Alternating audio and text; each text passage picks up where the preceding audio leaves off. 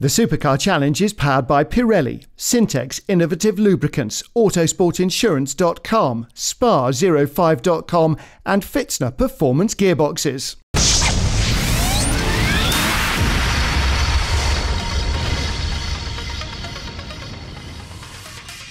It's the final race weekend at the 2014 Supercar Challenge powered by Pirelli. We're at the TT circuit of Assen, rounding up the championship battles in our 3 GT divisions. Henry Zumbrink lies third in the SuperGT Championship. The Volvo driver 7 points behind the leaders. He's got the most wins, 5 from the 16 outings so far. But the Volvo hasn't always made it to the finish, so Henry still has work to do if he's to lift the title. We've always been quick here at Assen. I've got the least amount of result seconds as well, so that's good. I'm afraid the competition's going to be very strong this weekend though. The Viper team have done a lot of testing, development through the season. They're really on the pace here. The Viper's very quick at the moment. Well, driving that SRT Viper GT3R, Roger Graals, Robert de Graaf and Arjen van der Zwaan are just 1 point behind the championship leader. Remarkable accomplishment by Team Raceart, the first European crew to compete with this new American GT3 car. Ja, dat voelt goed. We hebben natuurlijk het hele seizoen zijn we. Robert's saying we're really confident throughout the season. We've improved step by step. We've been getting more and more competitive. Hopefully we'll have a fun and rewarding final weekend. Great fights, great results. And if everything works in our favour, we should be champions at the end of the weekend. And that's the target. For the first time in my career, says Roger Graals, things are looking really good to become the champion. For years I've been second or third, so Arjen says this could be the first championship title in Europe for the new GT3 Viper, so that would make it extra rewarding and highly motivating to win the title. Our Super GT Championship leaders are Martin Lanting and Bob Herber in their Ferrari 458 GT2. They've only had one win this season, but they've never been out of the top 5. They've been leading the standings since round 4. But with 44 points on offer in the final race weekend, nothing is certain for the Martino Rosso drivers. Well, one thing is certain, says Bob, in racing, no matter what you plan for, when the red lights go out, nothing happens the way you thought. So we're just going to do what we've been doing most of the season, finish in the top 3.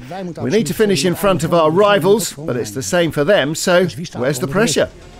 Nou ja, wij willen het heel graag, maar het is. We really want to win the championship, says Martin Lanting, but it's really fantastic that teams like Michelotto and AF Corsa, who've won championships and are racing in top-level series like the WEC, are following our progress and they're supporting us with the latest upgrades and technical data. And that's really an honour. We're hugely grateful for their help and support. The first 2 points of the weekend can be earned late on Friday afternoon by claiming pole position for the 2 races, 1 point for each pole. Robert de Graaf and Arjen van der Zwaan are the 2 designated drivers for the Viper this weekend. Van der Zwaan claimed pole at the Nürburgring round, de Graaf repeating the feat at Zolder and Spa.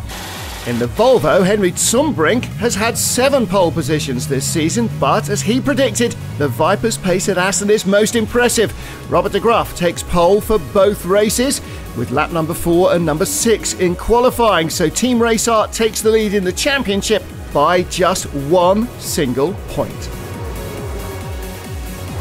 In the first race of the weekend on Saturday, Arjen van der Zwaan loses the lead to the Volvo of Kelvin Snooks, but builds an advantage over his championship rivals. In the closing stages, Robert de Graaf passes Henry Zumbrink for the lead, and with fastest lap as well, Team Raceart can add another 21 points to their tally. They're now 9 ahead of the Martino Rosso Ferrari, who ended up 6th, 10 points ahead of Henry Zumbrink. Going into the final race with this 9-point lead, Arjen van der Zwaan and Robert de Graaf must finish no more than 5 places behind Bob Herber and Martin Lanting's Ferrari in the final encounter. With 40 result seconds more than the Ferrari drivers and 20 more than Henry Zumbrink, that is going to be a big challenge, especially as rain clouds start to move over the TT circuit at Assen. Arjen van der Zwaan then on pole position, Kelvin Snooks alongside in the Volvo. In Saturday's race, the Viper team's plan worked, avoiding challenges on the track, staying safe, but still managing to build a lead of a second a lap over their title rivals.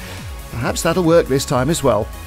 4th on the grid, all Henry Zumbrink can really hope for is a mistake by the Viper drivers or a mechanical failure. Right behind him, Bob Herber and Martin Lanting's Ferrari starting 5th. Their mission is to stay in front of Zumbrink. There's only a point between the championship runners-up at the moment. So getting ready to start, 5th place with Bob Herber, Henry Zumbrink in front. The red car is Rob Weldon. He's the radical factory driver in that 2.7 V8 RXC. One-off outing for him. Arjen van der Zwaan on pole, pacing the field. Kelvin Snooks alongside in the Volvo. Nothing to lose here. And of course, he's not a championship player either. You can bet he'll be out for victory. Off go the lights for the final time this year. Great start from Bob Herber, flying by 2 rows from the grid. There is Kelvin Snooks taking the lead. Henry Zumbrink trying to go the long way round the outside. The Viper being cautious. Drops in behind the Vicora V8. That'll have a V10 next year, same as this Viper, so that'll make it, I guess, a Vicora V10. Barry Mason has moved up from 7th, though. It's Kelvin Snooks who's got the lead then. Bob Herber in 2nd. Henry Zumbrink up to 3rd. Arjen van der Zwaan being very cautious. We'll replay from the Viper driver. He is on pole, but he's taking no chances with getting punted from behind. The Radical gets blocked behind him, and through go Bob Herber's Ferrari and the Viper, and then the Radical and the Vicora as well. Well, it's a good plan, but don't forget the Viper's got more result seconds too. Couple of laps in, Kelvin Snooks leading. 4th place for Barry Mason in the Vicora, and the Viper up to 5th position ahead of the red Radical of Rob Weldon. So Arjen van der Zwaan now starting to attack. Right in his sights, the yellow car, that's Barry Mason's Vicora. Goes through into the Geert Timmer chicane for 4th place. Vicora will be looking for that power next year. Henry Zumbrink chasing the Ferrari of Bob Herber. Must get in front of Herber and Lanting's car before the flag to take runner-up spot in the championship. It's only got 7 podium finishes, Henry Zumbrink, against 11 for the Ferrari. So he needs to be consistent as well as quick here. Challenging down to the first corner. First spots of rain on the windscreen. And it does look as though the drizzle is going to set in. Viper starting to close up now. Arjen van der Zwaan behind Henry Zumbrink. Zumbrink runs a little wide in this long double right-hander. Out of Ossenbrücken. He's right there. The Radical behind, and Zumbrink drifts out very wide. No traction control on the Volvo. Slippering there in the hairpin. Henry Zumbrink gets through. Looks like the Viper's traction control system working well. I think he was making an adjustment there as well, maybe to ramp it up a little bit. Although Herber now starting to stretch away into Ruskenhoek. And that means, a little bit of a moment there. The Viper now under pressure from the Volvo. Zumbrink having to do it all by the seat of the pants without the electronic aids that the more modern car has. The Volvo got plenty of horsepower as well, though. There is our race leader, Kelvin Snooks. Similar car. He's not under pressure at the moment, but he might be if the rain continues. Definitely under pressure, though, is the Martino Rosso Ferrari of Bob Herber.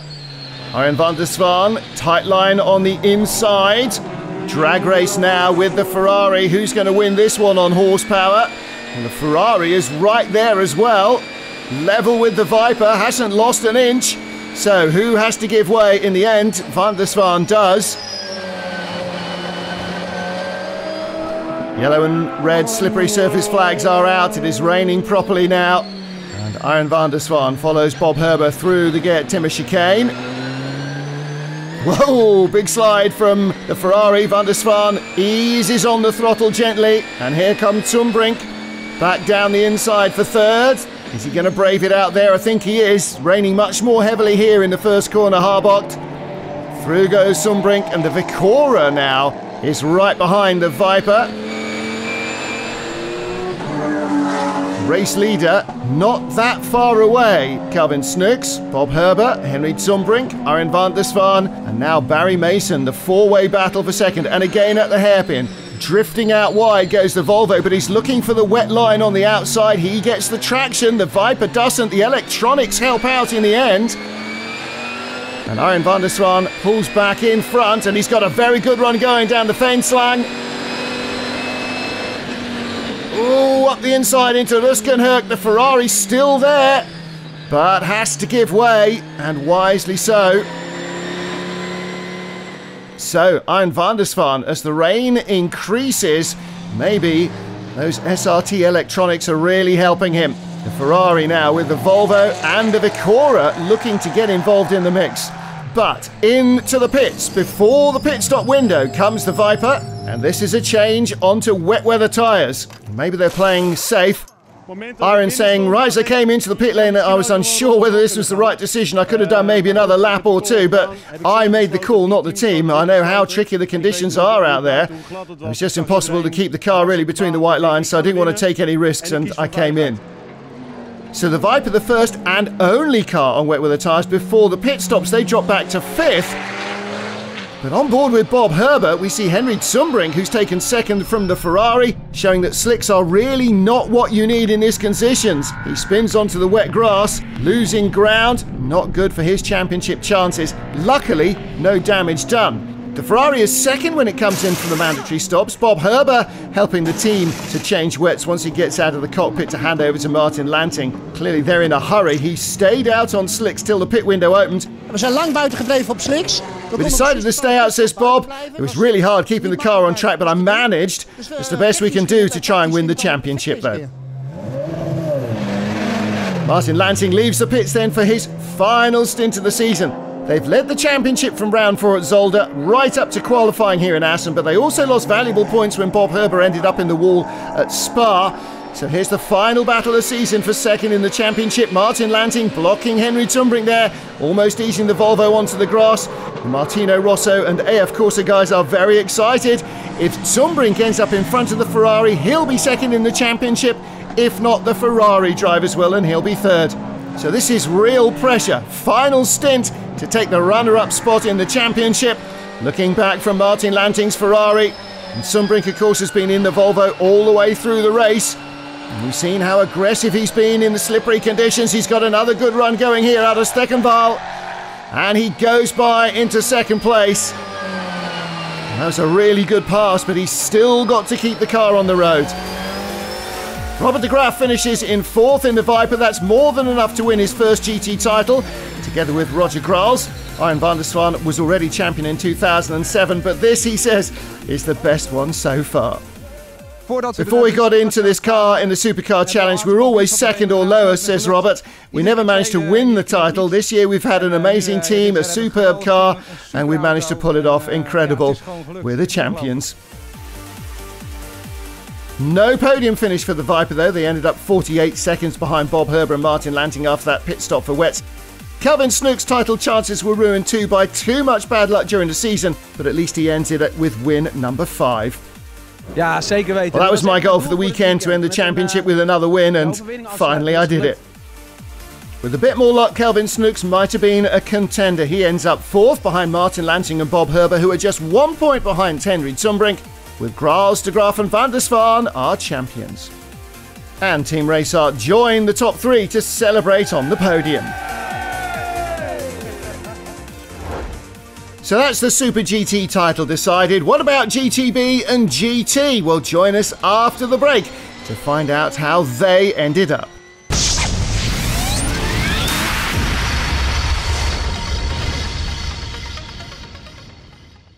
The Supercar Challenge is powered by Pirelli, Syntex Innovative Lubricants, Autosportinsurance.com, Spa05.com and Fitzner Performance Gearboxes.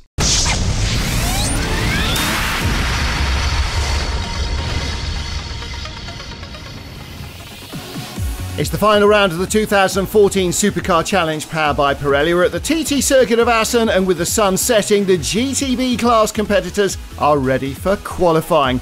17-year-old Max Cobalt made his GT racing debut this year in the Gulf Corvette C6. He needs just a single point to become the youngest ever Supercar Challenge champion. Not something he could even have dreamed of earlier in the year. Well, our goal was to end up on the podium towards the end of the season, says Max. We didn't even dare think about winning a race. Now we're just a point away from the GTB championship. That's just ridiculous. Ja, zo leuk. Well, the 1 point he needs could be earned by taking pole for one of the weekend's 2 races. And with 10 poles already this season, it's certainly not impossible. The Davy Tech engineering team have put all their effort into producing a perfect handling car for the weekend. Nothing has been left to chance. Despite Cobalt being on pole for almost the entire session, though, His fastest lap times are twice beaten by Belgian drivers Stefan Bellingen and Vard Slijs, and that results in a little indignation about where the speed of the BMW has come from all of a sudden. Van Bellingen explains, he said, "We've been working really hard on improving the car since early August. We learned a lot from practice and qualifying in the 24 hours at Zolder, getting a lot of data from the car. The engine's the same, but we've really improved our corner speed and our braking, and that's what's brought the speed to set fast lap times." So it all comes down to the first race of the weekend. To score the single point he needs to be champion, all Max Kobold has to do is finish the first race. He stays out of trouble by letting the Porsches pass him into turn 1. With 4 wins this season, he's got nothing to prove, but he does recall the mechanical problems at Spa, so he's got to keep the car in one piece. It almost goes horribly wrong when Porsche driver Dan Meyer loses control in Harbot. Kobold just manages to avert disaster, missing the spinning Porsche, and the youngster finishes in 3rd place. That's all he needs to become the youngest Supercar Challenge GT champion ever in his rookie season. Top. Just amazing, says Max. The goal was to secure a podium near the end of the year, so to be champion is amazing. A puncture denies Stefan Bellingen and Vard Slijs victory, but they make it back into 2nd behind winner Marcel van Berlo, so the battle for 2nd in the championship rages on. But Max Kobold has fulfilled the impossible dream, winning the GTB championship in his rookie year. 1 race left to go, and at the start of race 2, Stefan Bellingen holds the lead of the GTB class in the white BMW silhouette. Max Kobold right behind, Marcel van Berlo needing to get in front of the BMW drivers to take the runner-up spot in the championship. What they really need is for something to change the balance of power, and that happens earlier than anyone expects. On the opening lap, at the hairpin at Strubben, Craig Wilkins taps the Ferrari of Patrick van Glabacker into a spin, scattering the field. Van Bellingen goes around the outside, followed by Max Kobold. Pierre-Etienne Bourdais' Porsche sneaks through successfully on the inside, but it's a wheel-to-wheel battle. 2 on the grass for the Corvette. He just squeezes by to take the lead of the class. But look at this, Dan Meyer's got a great run. The Martini Porsche can't sit there around the outside into Ruskenhoek though, and he drops back into 2nd as Kobold takes the lead of the class. On board with Steve Van Bellingen, and he's got a car in either mirror. Kobold bumps his way past on the grass. And look at Dan Meyer, almost has the overlap for the lead, but not quite enough. The Corvette sneaks back in front at Ruskenhoek. Well, Van Bellingen's BMW is soon back in front of the Martini Porsche as well, and hard on the heels of the race leader Max Kobold. Eager to use the new speed that they found in the BMW and take the lead of the class before he hands over to Vard Slijs. He dives to the inside at the Gert Timber chicane, and Kobold has to let him go through.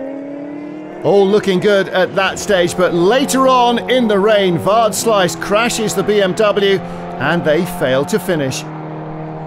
Well, it was going to be all or nothing, says Vard. All of a sudden, coming out of the slow technical left-hander in the first part of the track, the car just snapped away. I was already straight out of the corner. I have no idea what happened. There was nothing I can do. Smashed into the guardrail, and that was the end of the race. Well, Max Kobold also failing to finish. What if this had happened to him in race 1? Ja, kom net GT uit. I came out of the Gert Timber chicane. Sounds like the gearbox was broken. I couldn't see a drive shaft hanging underneath the car. Could be a part of that or something in the box, but it's a shame really. Everything was going really well. That's not the way I wanted to finish the season, but oh well. With no result seconds and the leaders already out of the race, Dan Meyer heads towards win number 4 of the season. Lady driver Angelique de Vaternier takes 2nd after the pit stops, but she's passed by Saturday's race winner Marcel van Berlo in Strubben. So it's 1, 2, 3 for the Porsche drivers on the podium. Dan Meyer recovering after Saturday's poor race result that was hampered by brake problems. Luck was back on our side, he said. The Porsches are always great in the rain, so I wasn't worried. I just set fast lap time, see where it would get me. Worked out well. We've got a win, so on to next year. We'll be back to give it another go for sure. The BMW's retirement means that former GT champions Van Bellingen and Slijs finish in 4th behind Meyer, Van Berlo and champion Kobold. In the GT Championship, curbstone Ferrari drivers Frederik Jonker and Patrick van Glabbeker from Belgium are on top with a 22-point lead. An impressive showing, especially given the fact that it's their debut year in the Ferrari 458 and Patrick van Glabbeker's first racing season. Deze winter zijn we veel gaan trainen in Barcelona. During the winter, we spent a lot of time testing the new Ferrari in Barcelona, he said, 2 or 3 days a month to learn the car, to improve ourselves, and up to now the Supercar Challenge season's been very rewarding to us. Teammate Frederik Jonker says, I really had to adapt my driving style to the Ferrari. I was new to ABS, to data analysis at this level, but I've loved it. And I got the chance to learn a lot of new tracks this season, the Nürburgring, Assen, Brands Hatch, a completely new experience. All year long, they've been battling experienced British duo Craig Wilkins and Aaron Scott's older Dodge Viper GT3. The two Englishmen needed to use all their years of experience to match the Ferrari pair, and they're 22 points adrift coming to Assen, so it's not going to be easy. Well, obviously, I think really we're probably realistic that our chances are to be second in the championship, but we'll give it a good go, see if we can give the guys a run for their money. I think, honestly, that their pace is going to be stronger than ours, so we just need to see that maybe we have some help with the weather or outside influences, so all we can do is do our best job. Yeah, for sure. I think across the course of the season, the Ferrari has built up a good points score. So unless they do not finish one race, I think it's impossible for us to beat them. But you know, it's not about really that. It's about going out and doing the best job we can. So we'll see where we end up tomorrow and on Sunday. All the Ferrari drivers needed was to finish in front of or right behind the Viper. Patrick van Glabbeker and Frederik Jonker finished third behind Henk Thys and race winner Rob Weldon, and that means the curbstone Corsa drivers are the new champions in the GT class. We've completed our mission, said Patrick. It was very close in the first corner, lots of incidents in front. I almost didn't make it to the finish, but it went okay in the end. Frederik drove a fantastic second stint. We finished one place in front of Wilkins and Scott, so we're the champions and we're very happy. Final race of the season. Rob Weldon on pole in the red Radical. Patrick van Glabbeker's Ferrari second. Henk Thys in third place. Squirreling under braking into the first corner and almost losing it. Around the outside goes Craig Wilkins. Wilkins now trying to get back in front of the Ferrari duo into the arena. He's right behind van Glabbeker.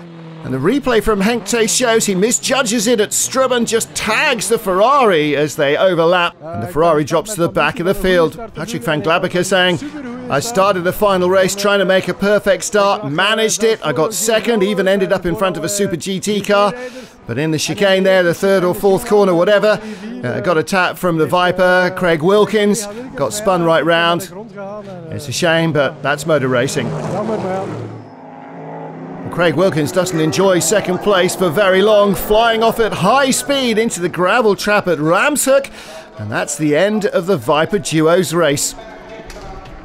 Coming into the last left-hander, very fast corner. I think we just locked a rear brake. We've adjusted the balance for this race from yesterday, and the balance felt good all the way around, but there at high speed it just locked a little bit and I lost the car. So I was very grateful to collect the gravel. Could have been worse. Wilkins apologises to the team and Frederik Jonker. It's his last race with the Viper in the Supercar Challenge. Sad way to end the final race of the season. Radical driver Rob Weldon is miles ahead. The factory tester leading the race and heading towards his second win of the weekend. And another Radical, Henk Thys, lies in second. Third after the pit stops, Pierre-Etienne Bourdais in the Porsche, taking over from Alexandre Viron, being chased by Frederik Jonker for lap after lap. But the Ferrari driver can't get by, especially after a drive-through penalty for a pit stop that was mistimed by 1 second. So as in GTB, the champion is not on the race 2 podium. Rob Weldon and Henk Thys are 1-2 for Radical. Alexandre Viron and Pierre-Etienne Bourdais finish in third. Our GT champions and Henk Thys are making plans to move up into Super GT with modifications to their current cars for 2015.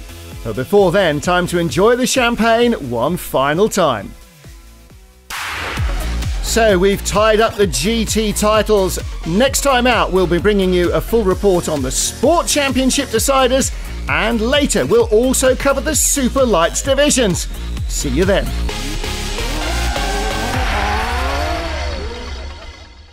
The Supercar Challenge is powered by Pirelli, Syntex Innovative Lubricants, Autosportinsurance.com, Spa05.com and Fitzner Performance Gearboxes.